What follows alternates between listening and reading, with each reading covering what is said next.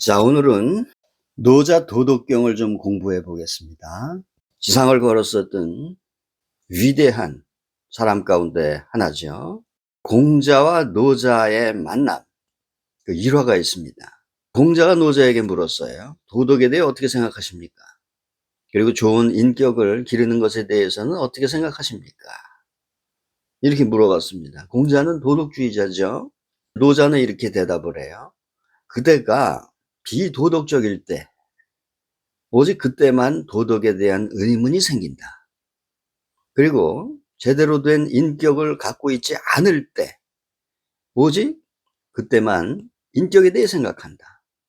훌륭한 인격을 가진 사람은 인격이 존재한다는 사실을 완전히 망각하고 산다.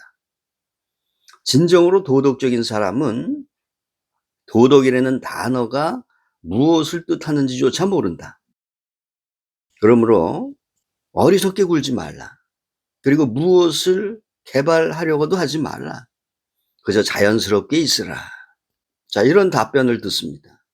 그래서 공자가 제자들한테 이렇게 얘기합니다. 이 사람은 용이다. 아무도 그가 어떻게 걷는지 모른다. 아무도 그가 어떻게 사는지 모른다. 아무도 그가 어떻게 날아다니는지 모른다.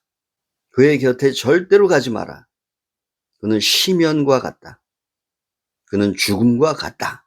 자, 노자의 도덕경 첫마디입니다. 이 도덕경이 어떻게 쓰여졌는지는 우리가 이미 알고 있죠. 노자가 90세가 돼서 국경을 넘어서 히말라야로 갈 때 경비병에게 붙들리죠. 이 경비병이 노자의 제자입니다. 스승님은 뭔가 남겨놓고 가셔야 됩니다. 그렇지 않으면 저는 이 국경을 통과시켜 드릴 수 없습니다. 이렇게 돼서 3일 동안 억류돼서 쓴 책이 바로 이 도덕경입니다. 자, 도덕경이 이렇게 시작합니다. 말로 표현되는 도는 참다운 도가 아니다. 진리는 항상 침묵 속에서 실현되기 때문이죠. 내면에서 말이 그칠 때 실현되는 것입니다.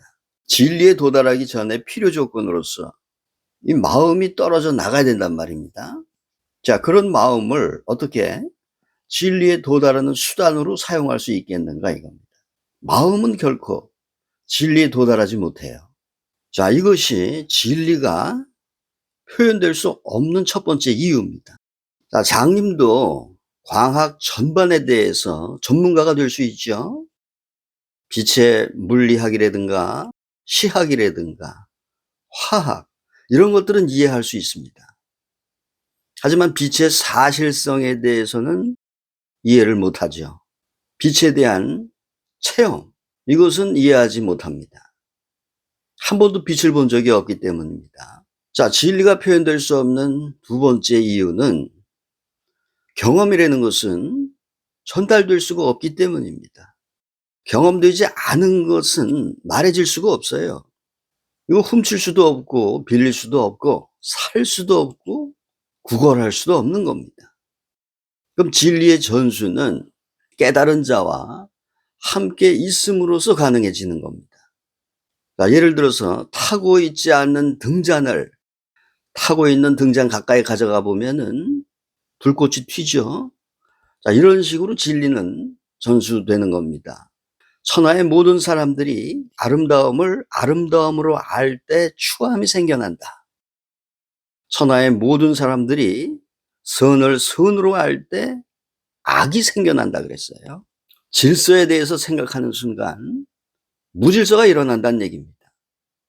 신에 대해서 생각하는 순간 악마가 벌써 거기 있다는 얘기죠. 생각은 언제나 반대의 것을 동반하기 때문입니다. 자, 서양에서는 정신분열증이 더욱더 일반적인 현상이 되고 있어요. 신이 선한 존재라면 그럼 악은 어디에 갖다 놓을 것인가 이겁니다. 그래서 악마가 창조되죠.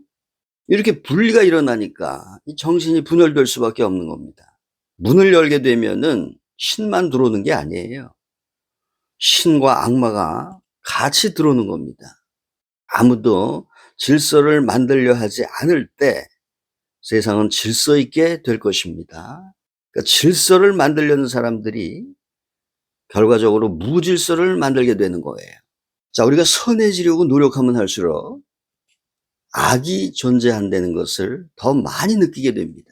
그런 까닭으로 유와 무는 서로 의지해서 생기며 그 둘 다 이용하라 이겁니다. 선택하지 말라는 얘기죠. 죄 또한 이용하라. 분노 또한 이용하란 얘기입니다.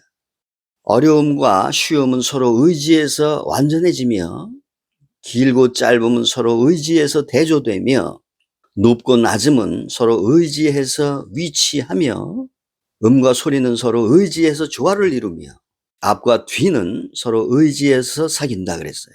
자, 노자는 반대되는 것은 보완적이라고 말합니다. 동전의 양면, 새의 양 날개와 같은 겁니다. 그거 한쪽 면만 분리할 수 없죠. 사랑과 증오, 행복과 불행, 천국과 지옥, 이거 다 마찬가지예요. 증오가 없는 사랑이 가능합니까? 불행이 없는 행복? 가능하지 않죠. 지옥이 없는 천국 또한 가능하지 않습니다. 삶은 반대편과의 긴장관계를 통해서 반대편과의 만남을 통해서 존재하기 때문이지요. 자, 의존과 독립과 상호 의존. 우리는 의존적이죠. 붓다는 독립적입니다. 그러나 노자는 상호 의존을 강조하고 있어요. 모든 것을 있는 그대로 취하라는 거죠. 선택하지 말라는 것입니다. 모든 것들은 삶의 균형을 이루고 있기 때문에 선택하는 순간 그 삶의 균형이 무너진다는 것입니다. 모든 것은 서로 연결되어 있다는 것이죠. 꽃을 다치게 한다면은 벌을 다치게 하고 나비를 다치게 하는 것입니다. 이 말 뜻을 우리는 이해할 수 있을 것입니다. 자, 선택하지 않으면 마음은 떨어져 나가요. 운전대를 놓으면 차가 멈추는 것처럼 말입니다. 노자는 명상을 권하지 않았습니다. 순간을 전체적으로 즐기고 미래나 과거에 구애받지 말라고 가르치는 겁니다. 골짜기에는 시가 있어요. 그림자와 신비가 움직이죠. 산봉우리는 단지 수학적일 뿐입니다. 골짜기와 봉우리가 같이 있을 때 풍요로운 거예요. 나무는 하늘과 지옥, 가장 높은 곳과 가장 깊은 곳, 둘 다에 존재해야 합니다. 그대가 천상의 꽃을 피우고자 한다면 그 뿌리를 지옥 깊숙한 곳으로 내려야 한다고 하는 니체의 명언을 다시 한번 상기해 봅니다. 우리는 가장 깊은 내면에서 악마와 신성을 모두 만나야 합니다. 그렇지 않으면은 그대의 신은 빈약한 신이 될 것입니다. 따라서 현자는 행함이 없이 일을 처리하며 그랬어요. 행위 속에 있으면서 비행위를 잊어버리는 것을 세속적인 인간이라 그러죠. 또 행위를 버리고 히말라야로 가서 움직이지 않는 사람들, 이런 사람들을 비세속적인 사람들이라고 합니다. 하지만 노자는 이 세상에 살면서 세상이 내 안에 사는 것을 허용하지 않는 삶, 이것을 행함이 없이 일을 처리하는 삶으로 가르치고 있습니다. 추함에 반대하는 아름다움이 아니라 추함도 포함하는 아름다움이 되는 것이죠. 가시는 꽃을 보호하죠. 맞서는 것이 아닙니다. 거부한다는 것은 존재에 대항하는 것이죠. 그런 사람들은 진정한 예술가가 아닙니다. 길에 바위가 놓여 있다면 디딤돌로 이용하라 그래요. 자, 노자의 도덕경 계속됩니다. 말이 없이 가르침을 행한다 그랬어요. 말을 할 때도 그 내면의 침묵은 어지럽혀지지 않는다는 거죠. 자, 모든 것이 스스로 일어나지만 그는 그들을 외면하지 않는다 그랬어요. 진리는 극단에 있지 않다는 얘기입니다. 모든 극단을 포함하고 있다는 얘기예요. 자, 그는 만물에게 생명을 주지만 소유하지는 않는다 그랬어요. 소유하는 순간 소유당하는 거죠. 우리가 돈을 소유해봐요. 결과적으로는 그 돈에 내가 소유당하는 결과가 될 겁니다. 뿌리는 땅 속에 두고 가지는 하늘에 있게 하라. 선택하지 말란 얘기죠. 항상 전체를 가지고 가란 얘기입니다. 그는 행동한다. 그러나 취하지는 않는다. 그는 성취하나 아무런 명예도 바라지 않는다 그랬어요. 자, 어떻게 파도가 대양 앞에서 무엇을 주장할 수 있겠습니까? 파도는 단지 대양의 한 부분일 뿐이죠. 우리는 존재계의 유기적인 한 부분일 뿐입니다. 그의 명예가 더욱더 빛나는 것은 그가 아무런 명예도 바라지 않기 때문이다 그랬어요. 자, 뭔가를 주장한다면 반드시 반박당하게 되어 있습니다.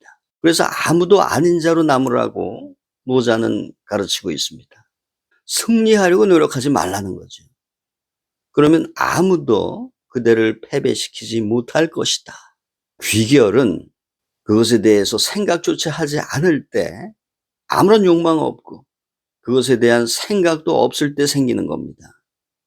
귀결이라는 것은 존재의 내면 법칙의 한 부분으로서 생겨나는 거죠.